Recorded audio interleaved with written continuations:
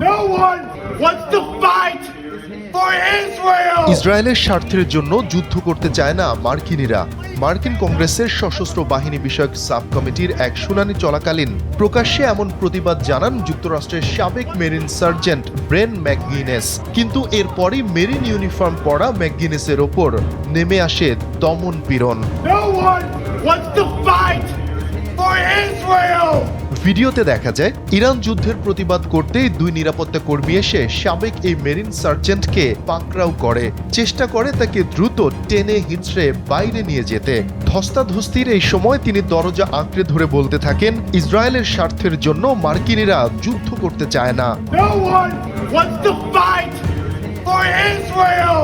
নিরাপত্তা কর্মীরা যখন সাবেক এই মেরিন সার্জেন্টকে পাকড়াও করে বাইরে নিয়ে যাচ্ছে, তখনও কথা বলা বন্ধ করেননি তিনি। এ সময় তাকে বলতে শোনা যায়, মন্টে জুমা থেকে ত্রিপলির তীর পর্যন্ত সব জায়গায় ফিলিস্তিন স্বাধীন হবে।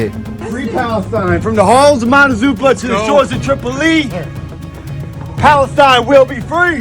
ওই ভিডিওতে দেখা যায় একজন প্রত্যক্ষদর্শী ঘটনার বর্ণনা দিচ্ছেন। তিনি জানান, আমরা দেখলাম একজন ভেটারান মেরিন শুনানিতে প্রতিবাদ জানালেন। এরপর তারা তাকে বের করে দিতে গিয়ে হাত ভেঙে ফেলেছে।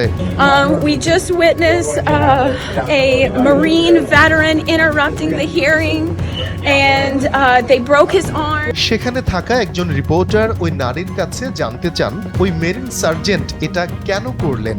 জবাবে প্রত্যক্ষদর্শী ওই নারীকে বলতে শোনা যায়, কারণ ইরানে এখন যুদ্ধ চলছে আর আমাদের সামরিক বাহিনীর ভাই বোনদের ইসরায়েলের জন্য মারা যেতে পাঠানো হচ্ছে। Why did he interfere? Because there is a war in Iran and our military brothers and sisters are going to die for Israel and we are here to say no, we do not support Israel. আমরা এখানে বলতে এসেছি, না, আমরা ইসরায়েলকে সমর্থন করি না, আমরা ইসরায়েলের স্বার্থের জন্য মরতে চাই না। ইরানে এই যুদ্ধ এখনই বন্ধ করতে হবে। What did they do to him? They pulled him out, got his arm trapped in a door, broke his arm, tackled him to the ground. It was a very, very intense situation. এ সময় ওই reporter আরো জানতে চান, তার সঙ্গে তখন কি করা হয়েছিল।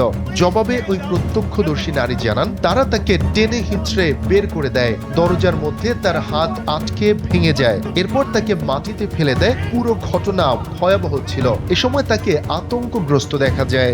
ভিডিওর পরের দৃশ্যে দেখা যায়, গ্রেফতার হওয়া মেরিন সার্জেন্টের কাছে একজন সাংবাদিক জানতে চাইছেন, আসলেই কি ইরানের সাথে চলমান এই সংঘাতে মার্কিনিরা যুদ্ধ করতে অনীহা প্রকাশ করছেন। জবাবে ব্রেন ম্যাকগিনেস বলেন, তারা চায় না তাদের সন্তানরা ইসরায়েলের হয়ে যুদ্ধ করতে গিয়ে মারা যাক। America does not want to fight this war in Iran, and the soldiers don't, right, Brian? No, they don't. Go behind They that. want to send their sons and daughters to fight in Iran. One more like just so you don't trip off, please. এর পরের অংশে দেখা যায় একজন নিরাপত্তা কর্মী এসে ওই সাংবাদিককে ভিডিও ধারণে বাধা দিচ্ছেন, জানান আর ভিডিও করা যাবে না। One more like just so you don't trip off, please.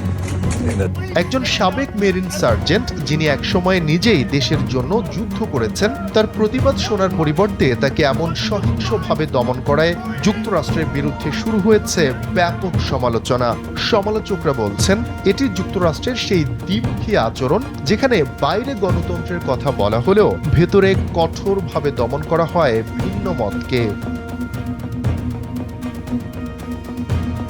Shafiqul Islam Shanto, NPB। No one wants to fight for Israel!